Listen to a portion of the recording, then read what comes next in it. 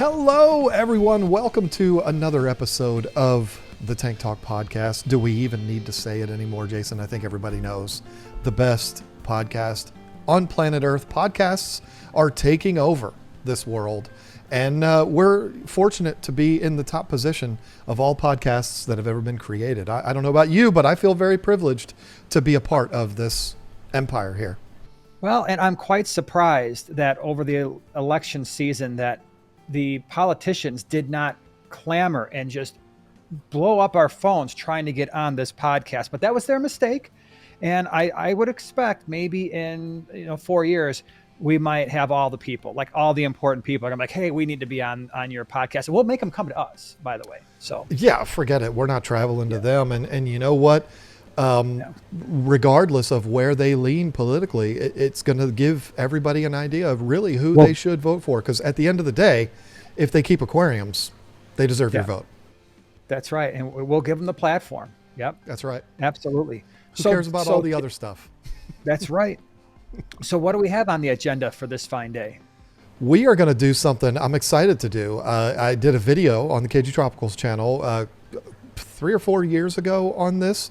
And I think it's fun, and we can get plenty of good discussion on 10 things you should know about aquariums. Just that blanket statement, just kind of a generic things that you should know about aquariums. We can go 10 things you should know about a lot of topics and go very deep, but this is a simple one. It's just, hey, these are some things about aquariums that you ought to know. If you're a beginner, of course, but even if you're somebody that's been in this for a while, there's some things that you might not have been thinking about. And we're going to get into those today. We got 10 of them. Yep. Very cool. So what do you got? What's number one? Well, the first thing I think I've been kind of battling. I don't have these in any particular order. You're looking at the same list I am. But I was debating whether this should be the first thing. There's a couple other things on the list that I thought could easily be a contender for the number one thing on the list. But this applies to everyone because I don't know about you. I do not know anyone that only has one aquarium. You get into this hobby, you see how amazing it is for your mental health and for giving you something to take pride in, and you're taking care of these animals, and then you want more, and then you buy more, and then you buy more, and it becomes a problem. It is addicting. This is an addicting hobby, and I can take that a step further. I don't know, Jason, if you've ever taken any breaks, but I have, just because of life situations.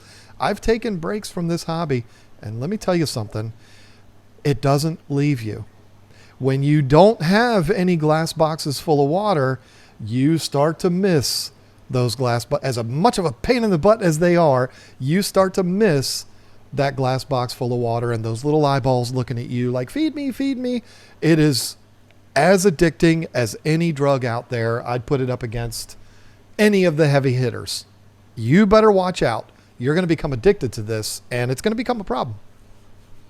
Yeah, well, I agree with you. I don't think I've ever had a time since I was 6 years old where I didn't have at least one tank. Now, there were times when it might just be like a couple of 3-gallon aquariums. Like when we first moved into this place, the basement wasn't done, and obviously we were really busy. Then we had young kids.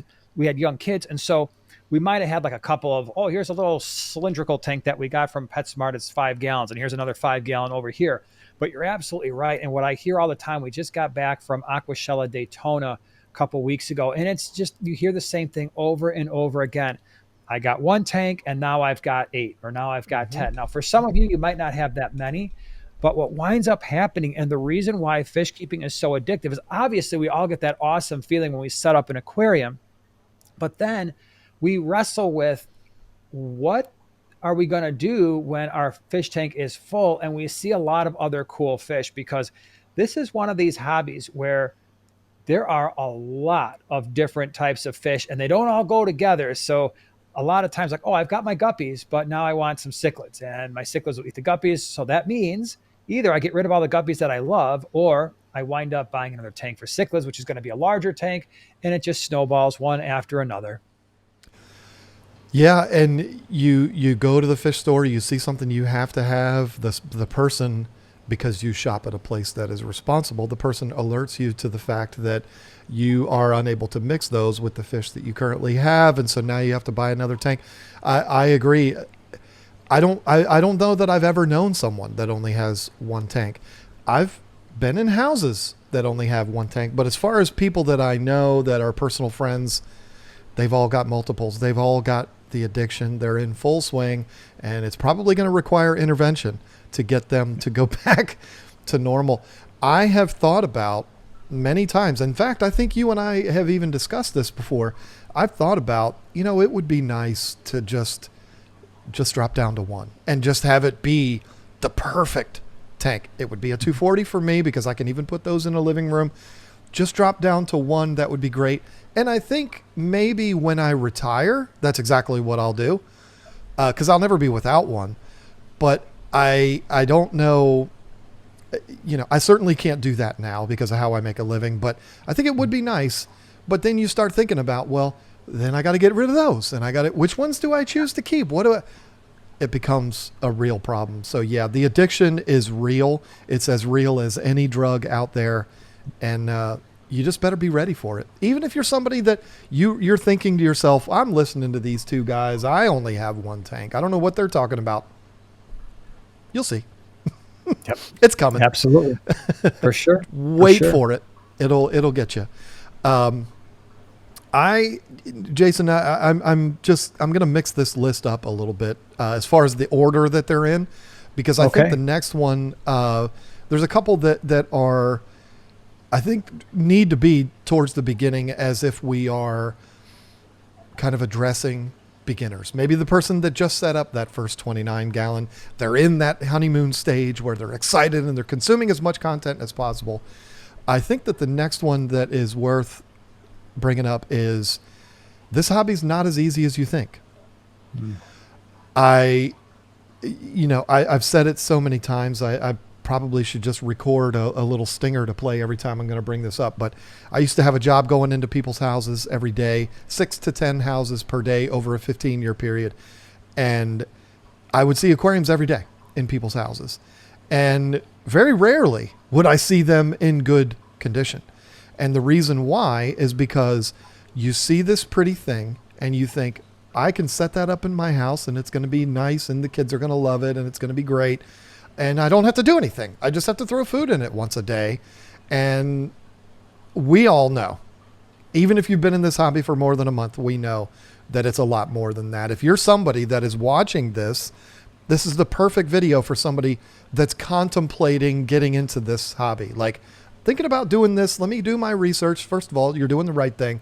If that's you right now, understand you don't have to have a degree like Jason does. You don't have to be somebody that is brilliant and, all of this. And you don't have to be somebody that's in tip-top shape to do it. But it is a lot of work, and it's not nearly as easy as you think. This is not, and maybe I should have titled this one, it's not a set it and forget it hobby. Yeah, there's things that you have to deal with. Water quality. You're setting up an ecosystem for living things that's enclosed. And so they're surrounded by water, just like we're surrounded by air. You have to make sure that their water quality is proper. The fish tank filters, all the equipment that you have, it's got to be running properly. There's no point in putting on a filter on an aquarium if you're not going to maintain it, because that filter is going to stop functioning the way that it was intended to function. You're going to want to check things like, do I have enough light? Do I have too much light? Is the lights on too long? Is there algae growth? Can I even see in the tank after a while? Because maybe it's going to take some, getting rid of the algae on the glass, some gravel vacuuming to reduce the likelihood that algae appears in the first place. And so there is some time. It doesn't have to be a lot of time. If you've got a 20-gallon aquarium, most likely, if you spend a half hour to 45 minutes a week maintaining that fish tank, you're going to be fine. Right now, for us weirdos who have a whole lot more aquariums because we're super fish nerds and we love it, takes a little bit more time. But the more you do it, the more efficient you get. You learn efficient ways and python hoses and all kinds of stuff and siphons. But yeah, it does take some time. You can't set it and forget it. Absolutely. And I've realized that I've made a mistake in formulating this this list. I have on the list another thing, that we're just going to have to combine with what we've been talking about already, because they're basically the same thing. It's another one that I put on here that is, it's more work than you think. And what I'm going to do, Jason, as to be fair to our audience, you and I, during this conversation, we're going to have to come up with another thing to put on this list, because I think it's unfair. I don't want to rob our audience of this, but it Of only is 9.5 things. right. But it is kind of like, it's not as easy as you think, and it's more work than you think. Are two separate items, but we've kind of combined them already anyway. Yeah. But here's my thing. For me, Lisa and I, we do our aquarium maintenance. Like, we don't do it all in one time. I think your boys do that. They go down there, they tackle the whole fish room, and they're done. We don't do that here. We'll do these two tanks, and then, a couple days later, we'll do these two tanks, and we do it that way. But I would say that we probably put 5 hours into maintain. Now, I have 4 tanks that I maintain, and then my one in my house, which takes maybe 15 minutes a week. It's no big deal. It's 20-gallon, heavily planted, doesn't require a lot of work. But the 4 tanks that I have in this room that I'm sitting in right now, including the one behind me, I probably put about 5 hours of work in. And to be honest, the majority of that time is just waiting for the water to drain or waiting for the water to fill back up. So I'm playing games on my phone. I'm scrolling through YouTube shorts, whatever it is. But 5 hours to maintain what, 12, 1,300 gallons worth of aquariums. I mean, that's a round of golf. I understand it's different work. I don't know if you've ever played golf, Jason, but good Lord, Yeah. it is exhausting. I mean, there's a reason why most professional golfers now are like, they look like Tiger Woods. They look like bodybuilders. Back in the day, they used to be big fatties, but not as much anymore. You got to be in shape to do that. But if you go out there on a Sunday morning to play golf, you're spending 4.5, 5 hours out there to play a round of golf.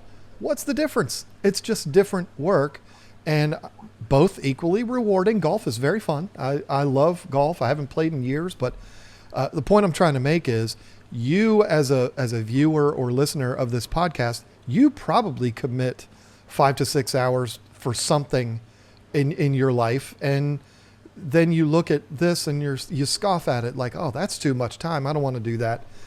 It's not as bad as you think. But I'm also in an extreme situation, just like you are. I've got a lot. If you're somebody that has 2 or 3 tanks, you got a 75-gallon, a couple nano tanks, you half an hour, you're done. You're good. Yeah. But for somebody in an extreme situation like me or like you, then it's a lot. And it's a lot more work, but it's therapeutic. It's fun. You enjoy it. You're proud of what you see at the end. There you go. Yep. I know you have more to add to that than just yep. Come on, you're a professional. No, I mean, you're right. It's gonna take some time, but like the biggest thing is, if you're reasonable about the number of aquariums you have, it's not going to take that much time. Like I said, 15, 20 minutes, and use that as a gauge. I talk about this all the time. Use it as a gauge as to how many aquariums you actually want. Don't go from 1 to 10 in the course of a couple months, because at some point you turn your hobby into a job. It's not fun anymore. Right? The minute you start really dreading tank maintenance, you're not really enjoying the fish anymore. You're not really paying attention to them anymore. That's usually a clue that Right. maybe you've overdone it a little bit, and so just be careful. As I was saying before, I know, I mean, more often than not, when I would go into somebody's house to fix furniture, this is what I used to do for a living, the tank water would be that low. The filter would be making all kinds of noise because there's a big waterfall going down into there. The fish would be kind of huddling in the corner, and it would just be brown, and it would be terrible. And it's because, like you said, they lost interest. And the unfortunate thing about that is, the fish suffer for that. If you stop taking care of your dog, like my dog that I just rescued, and the dog's sitting there in the corner, skin and bones, you would feel guilty for that. Well, you should feel guilty for that if you do that to your fish too. But you know what? I understand we all have so many videos to watch. We all have so many games to play. I understand things get in the way, but it shouldn't really stop you from doing the 15 minutes or so worth of work if you just have the one tank. But Yep. if you haven't bought a tank yet, just know it is more work than you think. But it's not, there's a lot worse work out there. I'm battling leaves now on 5 acres. I go through my entire property and pick up leaves. And then when I'm done, I look back and it doesn't look like I've done anything. That's hard work. And that's, takes a long time before all the leaves have finally fallen. That's hard work. Trimming trees and digging ditches, that's hard work. This is child's play. It's nothing. Yeah. It's a lot of work, but it's not that big of a deal. Now, I think it's important, again, at this part of the conversation to mention something that I have dealt with in the past. And again, you could be a beginner, you could be a novice, you could be somebody that maybe just never thought about this yet, and you could find yourself in trouble. A lot of times, landlords will not allow aquariums. People, I think, assume that when it comes to apartments, because a lot of times apartment complexes will have it written right there in their lease. But if you're renting a house, a lot of times landlords will not allow that, and you might not know it until that landlord shows up to do a surprise inspection or do a little bit of maintenance or something like that and says, what is that doing in my house? I need that gone right now. That's what happened to me. And so, you have to be aware that your landlord might not like it. And if I'm being honest with you, if I owned a home that I was renting to somebody, I probably wouldn't want them. So I don't blame the landlords. I don't think it makes them bad people, but maybe check on that before you buy your tank. If you have them, maybe check on them. Don't keep it a secret. They're going to find out eventually.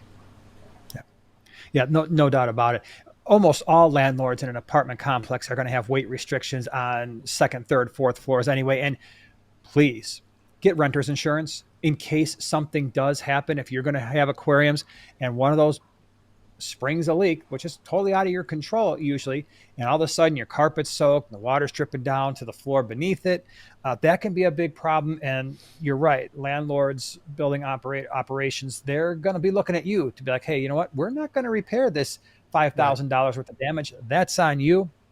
If it's a standalone house, read the rental agreement very, very closely. There are usually weight restrictions. Even on a first floor, there might be restrictions as to how many aquariums or the size of the aquarium that you can have. In older buildings, depending on where the cross trusses are going, you are really pushing weight limits on some of those things. I remember when I was in an apartment, when Joanne and I first met, I had a 35-gallon Hex and I had a 75-gallon. I was on the second floor. And I'm thinking about this now. I'm like, man, I don't know if that was really such a good idea. The 75-gallon was on the hallway facing wall, right? So it wasn't even on one of the perimeter walls. So Ooh. I was like, oh boy, you know what? But I don't remember them having any restrictions about aquariums. There was nothing in the lease about that, but you're absolutely right. Because it's one thing to be mildly inconvenienced, like, oh, this thing that you have in your home, in your apartment, whatever, is not allowed. And you're like, okay, well, I'll take this thing away. But when it's a thing filled with water and other living things inside, that's not only an inconvenience, it's heartbreaking. Because Right. now it's like someone saying, hey, you got to get your dog out of here. You got to get your cat out of here. So, Yep. yeah, that's a really good point. Be very careful. Make sure you understand the agreement that you signed if you are renting somewhere. Yeah, the situation that happened to me was actually, I was on YouTube at the time. I didn't talk about it because why would I have? But if you go on the Cage Tropicals channel all the way back to when we started our channel and we had 127 tanks in our garage, that was the house that we had this happen. And what it is, when we originally started a fish room, we did that in the basement, but I had a 125-gallon tank, and the tank's actually right there. It's still in the room with me here. But we had a 125-gallon tank in the living room, which was on the second floor of this house. And, we didn't think anything of it. And we saw the landlord. We lived in that house for like 4 years. We saw the landlord twice. Once was when we were moving in. He was doing some painting and stuff like that before we moved in. And the second time was just a random time that he showed up unannounced, like I said, And landlords, if it's not written in the contract that they can't do it, they can do that. You're in their home, they can show up unannounced. Again, unless it's in your lease that they can't, they have to give you notice or whatever. But he showed up, and when he first saw the tank, I thought this was going to be a big problem. He was like, I'm not going to use the word. This was an old redneck guy. He said, "What the is that doing in my living room?" He used the H word, not the F word. And I was like, "Oh, I I didn't realize that we couldn't have that." And he was like, "Yeah, I have a big problem with that." And I was like, "Oh, well, you're not going to like what's in the garage." And he said, "Well, let me see what you have." And I took him down in the garage and showed him, and I thought this was going to be a big problem, and I thought he was going to be a jerk about it, but he was like, "Okay, listen. This is great. I love this. This is really cool." In the garage. But Yeah. just do me a favor. The ones that's in the living room, bring that down here too and put it on the concrete. And I said, you know what? That's not a problem at all. And if I'm being honest, we planned on doing that anyway. So no problem at all. And he was really cool about it. But when he first brought it up, I was like, oh boy, this is going to be trouble. But he was just kind of surprised, taken off guard that he even saw it in there. Thankfully, he was good with it. And he did ask us, as you said, he said, I would appreciate it if you would include that in your renter's insurance, which we did. And never had any problems. Did not charge us an extra penny when we moved out of that house. So, it ended up being all good. But what would I have done at the time if he had said, oh, no, this is not happening. None of this. 120 Right. something tanks in my garage. You're going to need an arc to be able to get out of there if those things leak. This one's sitting in my lip. He could have said, no, you need to get rid of it all right now, or you need to get out. And there's nothing that we could have been able to do. So Yeah. just know that going in, if you, if you don't find out beforehand, you could have a serious problem that you don't see coming. So yeah, do your investigating first. The house that we lived in before we bought this one, this is the first house that Lisa and I bought together.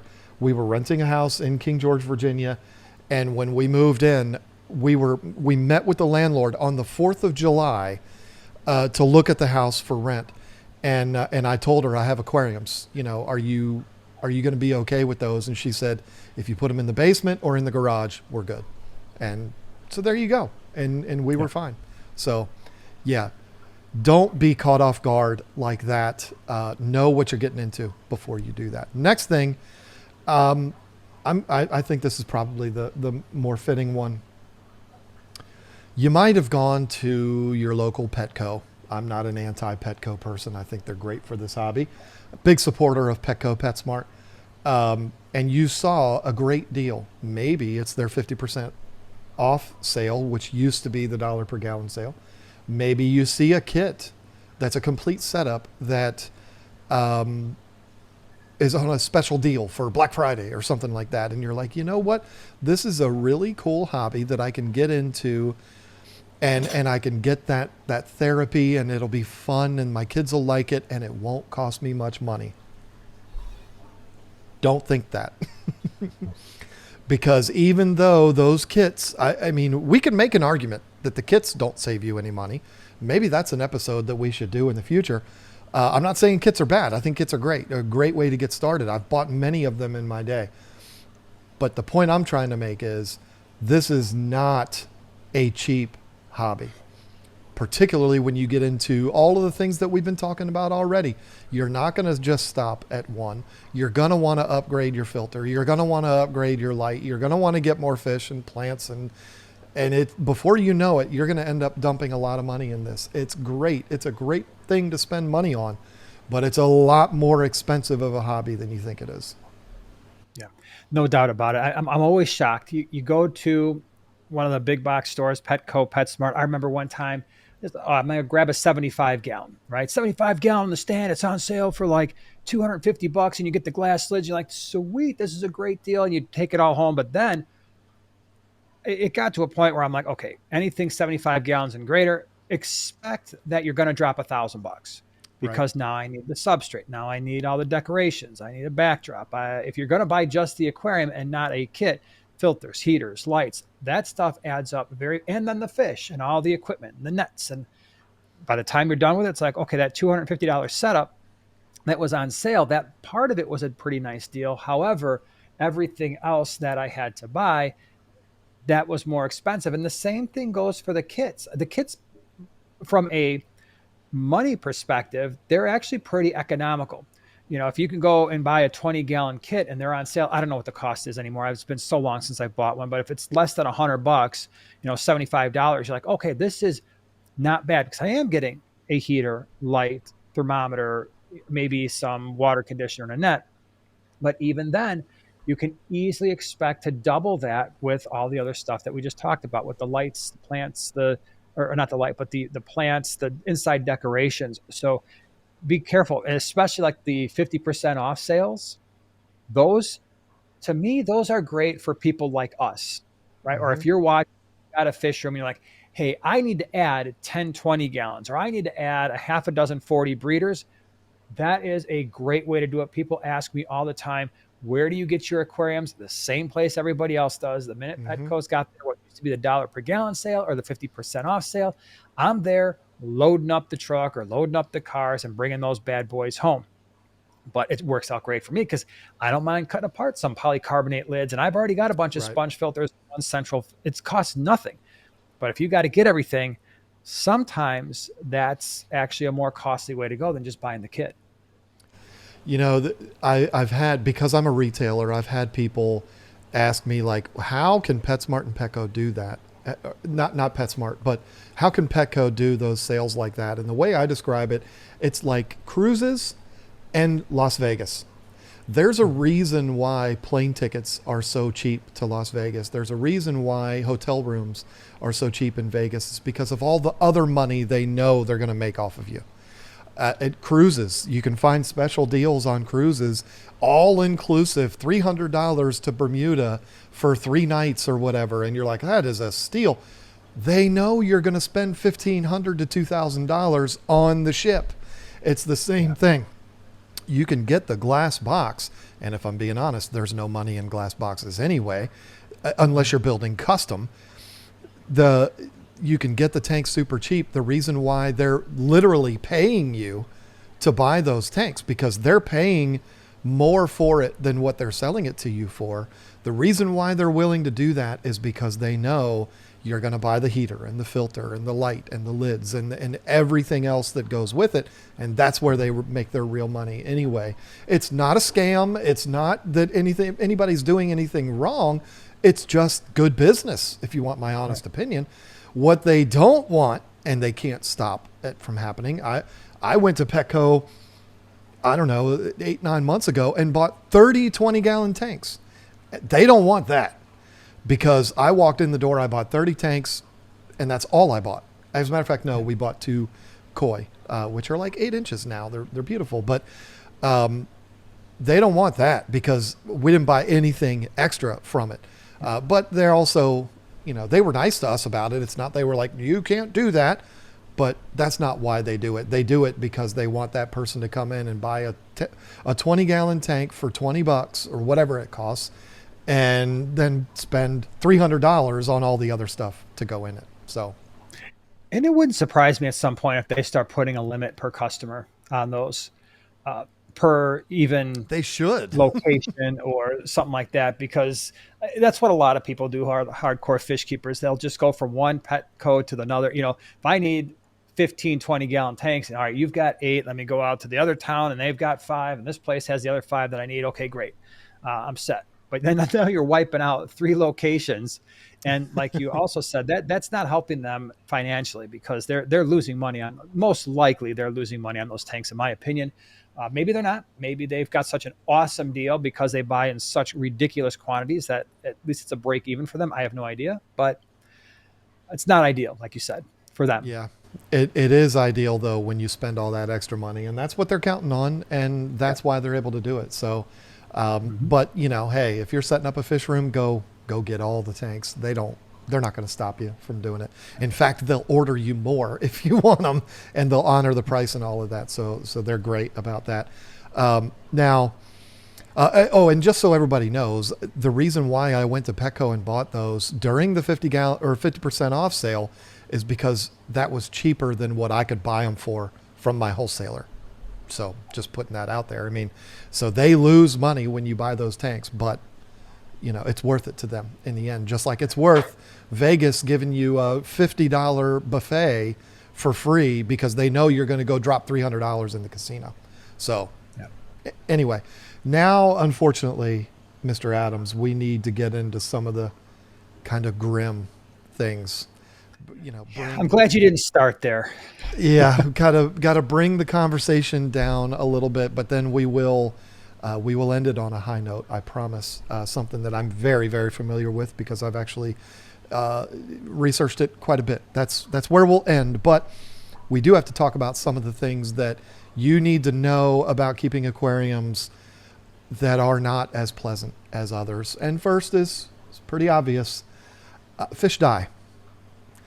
And there's nothing you can do about it. You can do all the things to try to prevent it, but you can have the perfect aquarium and have all the water parameters right. You're up on top of your maintenance. You're doing everything perfect, and fish will still die. It sucks, but it happens. It's no different than a 32-year-old marathon runner dropping dead of a heart attack. I mean, crazy things happen, and they certainly have happen with us. And the thing that really sucks about it is the emotional toll that it takes on the fish keeper, because what we do is we blame ourselves and we're like, why did this happen? What did I do? What could I have done to prevent it? And what can I do in the future to make sure it never happens again? You can do everything right and it will still happen. There is no such thing as a fish keeper that's never lost a fish. If you come across somebody that tells you, I've never had a fish die, there's one of two things. They're either lying to you or they've only been keeping fish for a week. Other than that, if somebody that is in this hobby for a while, they know it happens. You can't stop it from happening. And they just kind of get used to it. And I'm to a point, I'm sad to say, I'm so desensitized to it now that it's actually sad because I should be more brokenhearted when it happens. There are some fish, anytime I ever have to pull a yellow lab out of my yellow lab tank that has passed, it breaks my heart. Anything out of this tank that goes will be devastating for me. But I'm so used to it. It still wouldn't be like if one of my dogs was to pass. But it hurts. And I've been doing this 30 years and I still like, what did I do? Why, how did I not see that? How could I have prevented that? It's bad. It sucks, but it's part of the hobby and you just have to know it going in. And it's different from other animals. If you've got a dog, depending on the breed, it might live anywhere from 7 to 15, 16, 17 years. Cats, it's not unusual to see them go 12 to 20 years. So it's a very rare thing when they pass. But with fish, it's for some of the smaller fish, people be like, oh man, I had these, small tetras for 2 years. Why are they dying? Well, when you bought them, they were already close to adults. They just got old, right? Yeah. So even, you might think, okay, well, I was told this fish will live for 3 to 5 years and it only lived in my aquarium for a year and a half. Well, how old was it when you bought it? Was it full grown? Yeah. Well, that means for some fish to get full grown, they might have already been alive for a year, 2 years or more. So it just depends on how they went through the supply chain. So sometimes they just get old. We talked in an earlier episodes podcast about genetic issues, from line breeding, things like bettas and guppies and mollies, and some of these fish where it's just like they don't have the best genetics because we keep trying to select for traits that we like from a physical point of view, right? They look really pretty. Their fins are long. They've got these ridiculous, crazy colors. We like that. But there's something else going on genetically that's getting weaker as we enhance some of the features we like to look at. So that can play a big role. Again, like John said, even if you've got all the water parameters correct, sometimes their immune systems aren't doing all that great. You introduce new fish that seem healthy, and actually those fish were fine. And now the fish that you have in that tank, even after quarantine, they start to die. So it is just part of keeping fish. And I'm the same way. Unfortunately, especially when we're importing a lot of fish. I see dead fish, I scoop them out. I don't process it the way anymore that I would have 20 years ago or 30 years ago, with the exception of, like you said, the big ones that you had in your Right. fish room for 8, 10 years. Like, I know I'm not going to enjoy this when my Raphael cat dies. That's the oldest fish in my fish room. And hopefully that's not for another 10 years or more. But uh, some of these large fish, when my Geophagus passed, it was heartbreaking because I had that Mm-hmm. fish for a long time. It was majestic. And yeah, you're right. It is just, it's part of what happens in fish keeping. Fish often don't live as long as some other pets do. I'm reminded of this is a human story, but it applies in this situation. Right after 9/11, well, several months after 9/11, when I was still a police officer in Washington, D.C., I was a guy that I was working with. His name was Gary. I don't remember his last name. This was 25 years ago. We had a shift together where we were on the same post, him and I, and we worked all night together. And he was a great dude. I knew him, of course I did, because we all knew each other. And this is a guy. He was like 6'5", in great shape, 32 years old, just a guy that had his act together. You know what I mean? He worked out all the time. He was recently married and was as happy as a human being could be. And it was such a pleasant night for me working with him that night. He was a good friend. I come into roll call the next morning and they announced at roll call that he died that afternoon or that night after our shift. He went home. He kissed his brand new wife. He went upstairs, said, "I'm going to take a shower," and he dropped dead in the shower out of nowhere. And this is not a guy that looked like, the red faced, like heavy breathing, like a kind of guy that you're like, okay, that guy doesn't have, this guy had his act together and he was complete. It turned out that his family, like his mom, poor lady, lost her husband and 3 sons to this genetic heart defect that affected all of the males in her family.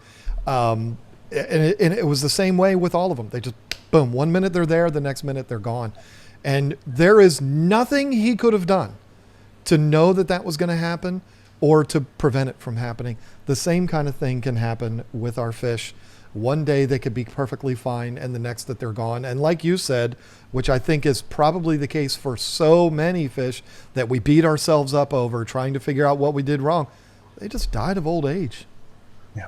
And what is an age for human beings, let's say? Like, I had a friend 13 years old, dropped dead in the driveway one day, just out of nowhere. I didn't really know her, but she was a real good friend of my best friend. Anyway, or actually a cousin of my best friend. But what is an age of a human being where it's every death sucks? Come on. But when Betty White dies at 99 years old, or Pete Rose dies in his 80s, it's not as devastating as when a 32-year-old drops dead. Where you hear that and you're like, oh, that's Pete Rose. Come on. I mean, he was a legend. I don't care that he bet on games. So what? He was a legend. But it doesn't affect you as if a 30-year-old dropped dead. But the point that I'm trying to make is, if you have a fish like these Oscars behind me are 5 years old at least. And so, a couple of years from now, if one of them drops dead, it's going to be terrible and I'm going to be brokenhearted. But I'm still going to be like, well, 7 years is a reasonable, that's like a 67 or 80-year-old or 70-year-old human being dying, is the point I'm trying to make.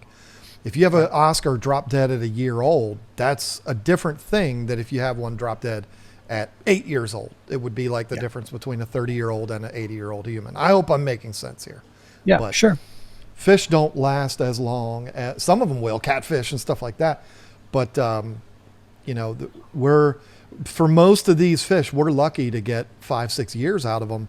Then they're really, really old timers at that time. And fish die. It sucks. And there's really, you have to know that going in. And there's another thing that could lead to those fish dying. And this is something that if it happens, it could be your fault, or it could be you just got a bad one. Not all fish get along together. Even fish that the paper says and that YouTuber said they've never hurt a fly. Sometimes you get a fish that'll break bad, or you get a fish that is notorious for being aggressive, and you put that with a bunch of fish that are notorious for not being aggressive, and you may have to deal with the last thing that we just talked about, fish death. And that is something that can be prevented probably 90% of the time. But even, even when you have fish that are labeled as community that can all get along and everything's fine, you can still have one lose their mind and decide they're going to take over the tank. They don't all get along. And again, it sucks, but that's something that you just have to get used to. And you can do all the research. You can do all the research and listen to all the people who have got experience. I tell people all the time, if you're keeping cichlids, here's what I have seen. However, they're cichlids, and a lot depends on how big were they when you introduced them, and not just cichlids, but any fish. The order in which you introduce them. What's the tank size like? What's your tank setup look like? Because it can be different. You might have somebody like, oh yeah, I kept all these fish together in a 75 gallon and it worked great. And then you're like, well, I've got a 125. It should work just fine. You put them together and you've got fish up in the corner and they're getting absolutely annihilated. Only to come to find out, if you look a lot closer at what the person did with the 75 gallon, oh man, they've got a lot more rock work or a lot more plants, or they introduced them when they were really tiny and they figured out their hierarchy and it lessened the aggression a little bit, or their male to female ratio was completely different than what you've got. There's a million reasons why things can go wrong, but always have a backup plan. That's something that we've talked about so many times, especially with cichlids. Have a backup plan. If this combination that you're trying doesn't work, what are you going to do? Who's leaving the tank? Because temporarily separating them almost never works. Okay, so if you're like, oh, or I'll just put this fish in a little box and punish him and make him think about what he's doing and throw him back in the original tank, it's not going to work. They're going to get back together and somebody is going to wind up being the bully. So yeah, it's aggression is something that you're going to have to deal with. Now you're going to minimize it if you're dealing with the really, the Cory cats, a lot of your platies, a lot of your like small Tetris rasboras are almost never aggressive. But even those, I'll get people comment, man, my green kubatai rasboras are chasing each other around. I'm like, man, I've never seen that in my life, but you just never know. Yep.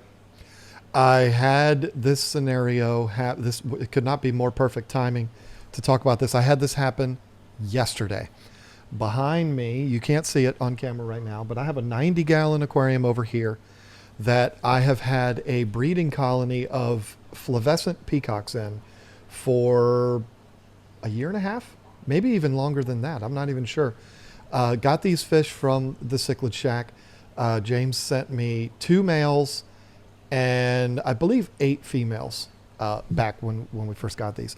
And they took forever to start breeding. It's not that they were bad fish. They just didn't do anything for a while, but they're breeding like crazy now. And we had the most gorgeous, notice I said had, flavescent male that was our stud. He was our breeding male. We were originally sent 2 males. One of them was subdominant to the other male. We could easily tell because of the colors and the fins and all of that, the one that was going to be the dominant male. So we took the other male out and put him in with my other fish, my other peacock and hap tank, and left him in there with all the girls to do their thing. And after a while, they finally started breeding, and we've gotten quite a few fry out of there. Well, we walked in here yesterday. Lisa and I were getting ready for our live stream yesterday, and that big, beautiful male was dead right there on the bottom of the tank. And he was killed by one of his offspring that basically grew up and was like, I'm not going to take it from you anymore. I'm going to end this dictatorship in this tank. And he ended up killing, and he became the dominant male. And so, in a scenario, African cichlids, you're rolling the dice all the time. You never know when somebody's gonna flick a switch and decide that they're gonna be a tyrant in the tank. You wouldn't expect one of the fry. It's not a fry anymore. It's a 4-inch fish now, but you wouldn't expect that something like that would happen in a breeding tank, but it absolutely did. And I don't even know for certain that that's what happened. He might have just croaked. I don't know, but we're assuming because he was on the bottom of the tank and now there's a bright, beautiful male that's half his size that has now taken over the tank. We assumed that he just said, okay, enough is enough. Uh, Now, it's kind of our fault because when we saw that that was obviously a male, but it was a subdominant male, we should have pulled him out. And so, in the event, if it was our fault that he did end up killing that male, that could have been prevented. But then again, maybe it couldn't have. This is one of those things that you learn as you go. You make mistakes, but you can do everything right, and fish still won't get along, and it really sucks because we want to have a tank with everything in it, and it just never works out. So next one, let me check that one off as done. This is one that probably should have been talked about earlier. And this is something that I've seen a lot in people's homes. And it's a bold statement, and I'm going to say it. Fish are pets, not decorations. I'm going to hand that off to you. I think everything that we've talked about so far implies that. Everything we've ever said on this podcast or our separate channels have implied that. Most likely, almost everybody here who is listening to this would probably agree with that. And that's one of the things I think. Some of this is not just for you who are listening, it's for you who are listening who can then share it with other people, right? So when you're giving advice to people who want to get into aquariums, they're probably coming to you. And that's one of the first things that I would probably share with them is that, listen, I know it seems like you're going to have this fish tank that's almost kind of like a TV. You're looking into a world that's kind of a separate world, but these are still living creatures. You're creating an ecosystem. You're trying to maximize the health of that ecosystem so that the inhabitants can thrive. Your fish, your shrimp, your snails, even your beneficial bacteria, treat them as such. Respect them the same way that you would a cat, a dog, a bunny rabbit, a lizard, because they deserve that respect. And if you do things the right way, you're going to get a lot of enjoyment. They're going to be happy and healthy and thriving and full of color and full of personality. And hopefully you can avoid premature death like we've already talked about. So you're 100% right. Fish are not decorations. You need to maintain that ecosystem. It's unfortunate because, you know, if you have a dog and you're mistreating that dog, kind of like the one I just got, and there's agencies that if they find out about that, they will come to you and they will take that dog from you, fine you, and in some cases you might even get locked up, and in a lot of cases you should. There's no such thing as an agency that'll do that for aquariums. Somebody can come in, at least I don't think, somebody can come into your house and you have an arowana in a 10-gallon tank that's 20 inches long and folded in half because it can't move. There's nobody that's going to come to your house and take that from you. It's probably an episode we could do. I don't know how I would feel if there was an episode or an agency that would do that.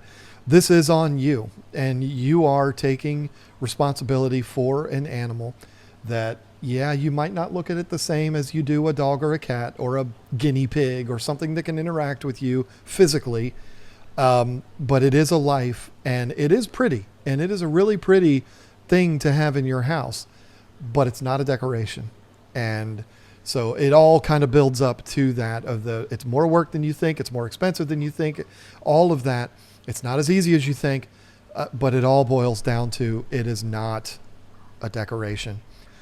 These last two, Jason, are very impactful. One of them could be a bit controversial, but it shouldn't be because, we've talked about it so much, and I don't think it should be controversial at all. But, these are the kind of things that start internet drama when you bring up this kind of a thing. And that is, be careful where you get your information from. We live in a world, and I am as guilty of this as anyone else, and I actually partake in it because it's what I do for a living. We live in a world where when you want to learn about something, what do? You go to YouTube. I had this idea We're doing our Boxes of Water series where we're traveling all over. And I just had this idea in my head one day. You know, we would probably save money if we were to buy a travel trailer to pull behind my truck and take it with us on these trips. Might not be good if we went to Utah, you know, all the way across the country, but if we went to South Carolina or Georgia or Virginia, you know, take that with us. We don't have to pay for hotel rooms. We can bring all the stuff, blah, blah, blah. And so what did I do? I went to YouTube and I started watching videos about travel trailers and definitely fell down that rabbit hole. We're not going to buy a travel trailer anytime soon, but the point I'm making is I went right to YouTube. I didn't drive to a dealership and start looking at them. I know better because I'm an impulsive person. I went right to YouTube and I started watching it. And I think the travel trailer scenario is a little different because, you know, you basically have people just doing walkthroughs of travel trailers. They're not giving you scientific information or anything like that. But with this hobby, the first thing that almost anyone is going to do, my 78-year-old mother would go to YouTube to learn about whatever it is that she wants to do. And you just have to understand, with the exception of my podcast partner who has the credentials to back it up, most of us, 99.9% of us that are on YouTube, are simply sharing our personal experiences that we have experienced, and we're sharing that with you. It doesn't mean what we're saying is fact, again, unless we're talking about my podcast partner. So, and I'll give you another really great example. Two things, really. One, on YouTube, what I'm starting to see more and more of, and especially on Facebook too. On YouTube, it's videos. On Facebook, it's articles. 100% AI generated, 100% fabricated. I just saw a video on YouTube where it's like, Harley releases a brand new motorcycle. I'm like, no way. I click on this thing. It was a thumbnail that was fake, like 100% not true. And then the video itself was just garbage. And we're going to talk about that in a future podcast in a couple of weeks. Something I've already covered, this whole AI thing. We're going to have a really good conversation about that. And then on Facebook, they are releasing these AI generated articles like, oh, so-and-so coach got fired, or this trade just happened. You're like, what? And it's just 100% made up. So when you are looking at information, you've really got to be careful. I'll give you another really good example that impacted me in a way that I was not happy about. Went to go help my buddy change his brake pads and his rotors on his motorcycle, on his Harley, his front brake pads and rotors. And I get in there and immediately I'm like, I don't think you have the socket for this. So he gets on a video real fast. The guy says, oh, you need a 16 spline, 10 millimeter socket. I don't have that. Boom. So now me and him are driving all over the neighborhood, all these auto parts stores, looking for a 16 spline, 10 millimeter socket. Nobody's got this thing. I'm looking it up on Amazon. It's really hard to find. Amazon usually has everything. I'm like, dude, let's go back after we've wasted an hour and a half. I want to actually go back and count the splines on this actual bolt. Sure enough, it was 12, and he had that. We wasted an hour and a half because some dude on the internet said the wrong thing, and then I didn't even get down there and look at it, and he didn't check it. Instead, we're driving around looking for something that, A, I think it exists, but not really, and B, we didn't even need, and we wasted an hour and a half. So when it comes to fish keeping, try as best you can. We did a whole video on what makes somebody an expert, who you should be listening to. If John, if you think about it, link it in the description below. I'll try. Be careful who you're listening to about fish keeping. You're looking for consensus. Usually, if you've got a lot of people saying the same thing that have experience, they're not just parroting what other people have already said. That's a huge thing to watch out for as well.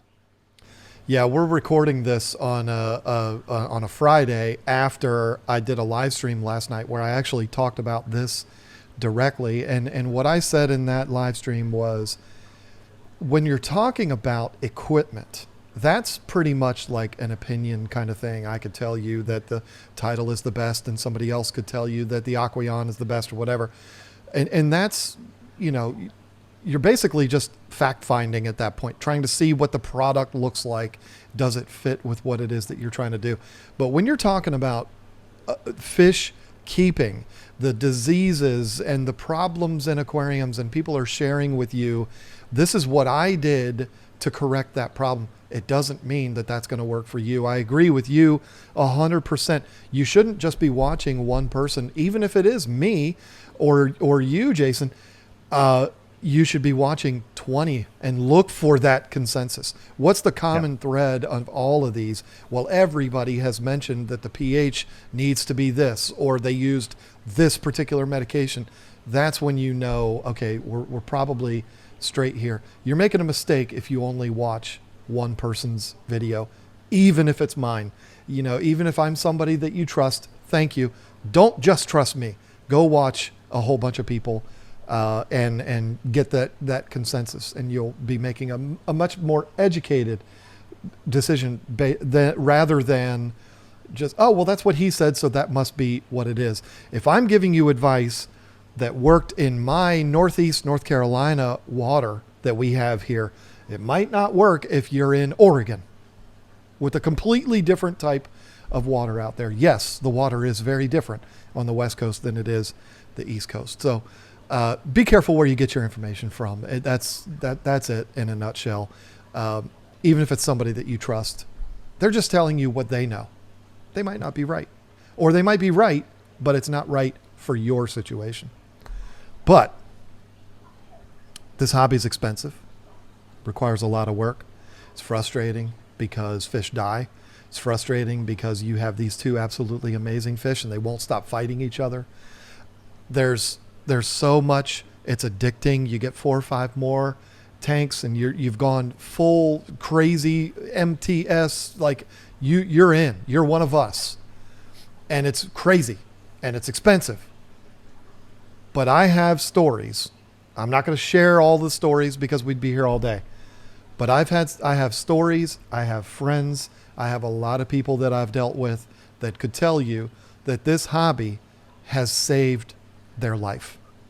I have a friend that when he was young got into a lot of trouble, and his wife bought him an aquarium, and he credits that decision by his wife as keeping him out of jail, setting him straight because he had something positive to focus on rather than focusing on being out there fighting people and doing all of this nonsense. I have people that were on the verge of, pushing game over, if you know what I mean, that didn't, because they looked in their aquariums and saw those little eyeballs depending on them. And you know what? Some people might hear that and think that that's silly, but it's true. I mean, and I've had it happen to me live on a live stream. It's something I will never forget for the rest of my life, that somebody said I was on the verge of pushing eject, and I didn't, because of this beautiful hobby. I know that's being overly dramatic, but it's really not. If you think about what's going on outside of your house, we just had all those election signs, and there's everybody out there is feeling one way or the other about what happened last week in the United States with the election last week as of recording this. There's so much going on, and you watch the news and you see all of this madness and it's craziness. This is the thing that can get you to escape all of that. It's not video games. It's not anything that's personally destructive. You're not hurting anybody. You're actually doing something that you can take pride in and feel good about what you're doing. And it can keep you out of trouble. It can save your life. I did a whole talk. Jason, you actually watched it. I was very tickled that you watched it. I did a whole talk at an aquashella one time that was titled The Religion of Fish Keeping. And it was exactly what I'm talking about here right now. It was story after story of people whose lives have been dramatically affected by this hobby, keeping them out of depression, keeping them out of those thoughts, all of that. It is, I don't know many hobbies, unless your hobby is fitness, that could impact a life as much as this one can. Mentally, it's going to enhance your life in some way. It scratches so many itches. And so if you are somebody who wants to kind of nerd out about a subject, fish keeping is endless. I mean, Oh yeah. you can dive as deep as you want into fish keeping, whether it's different types of species, water parameters, how to set up tanks differently. Do I want to do dirted? Do I want to do filterless? Do I want to do cichlid, biotopes? What about driftwood? It will also give you an outlet for creative, to be creative. So when you get into the aquascaping thing, how can I make this ecosystem functional, but yet look as beautiful as possible. And so that's also endless because there's always new ways to set up aquariums, different sizes, different types of fish, enjoy different types of driftwood and plants. And that's a subject we didn't even really touch on, is all the plants that you can add, invertebrates. So it is it's definitely a hobby where you can invest a lot of energy in a positive way. And yeah, sometimes just break away from all the other things that are going on in life. And now you've created this ecosystem that's also very rewarding. It's the success is looking back at you. The fish are happy, the shrimp are happy, the plants are happy, and now you get to watch them all explore. It's one of the only hobbies where you are building an ecosystem, and the organisms that are in it, it's all they know. That's pretty cool. That is cool. It is. It's had a tremendous impact on my life. It's been a part of your life since you were a wee lad, and it's something that I will never be without. It has its flaws, and there are times where I'm just like, "What have I done?" I mean, I've gone too far here, but at the end of the day, nothing makes me happier. It's something that I absolutely love, and the fact that I get to make a living doing it is just ridiculous. I mean, it's insanity. I'm the luckiest person on the planet. Um, Even though some of those things that we talked about on the list are tough, they suck, and it takes the fun out of it a lot of times. It's the best hobby ever, and I will never be without it. It's been a long time since I've been without it. And even after I've retired and there's no more John from KG Tropicals or the Tank Talk podcast, I've retired and moved on. There's always going to be an aquarium in my house because it's just the best. So I don't know how, I mean, we went through my whole list, but I did say we need to add one more. I don't know if we do. I'm going to leave that up to you. If you have thought, because I've been doing a lot of rambling today, while I was rambling, if you've thought of one more thing that we need to add, happy to do it. Otherwise, I think we covered it all.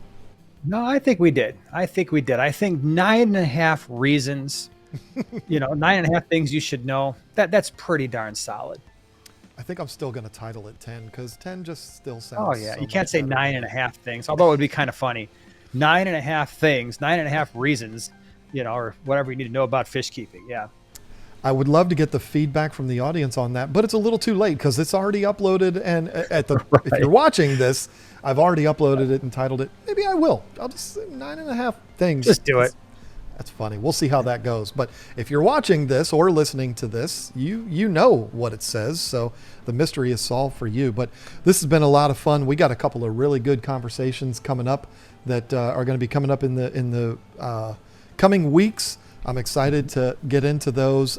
If you are watching this, you're thinking John's back in the fish house. He must have gotten his internet problem solved. No, it's still on the same old Elon Musk internet, but they are working in my neighborhood as we speak. So hopefully I'll have that situation resolved. But I don't even know why I brought that up. We're just wasting time at this point. This episode has been a lot of fun. Jason, I dig top 10 lists. I love it. I can do those Oh yeah. all day long. It's so much fun. Got another one that we're going to be doing here coming up in the very near future. So love it. I hope all of you enjoyed it too. And that's enough. We have talked enough on this. We will see you same time next week. There we go. Bye bye, everybody. I am no good at ending these things.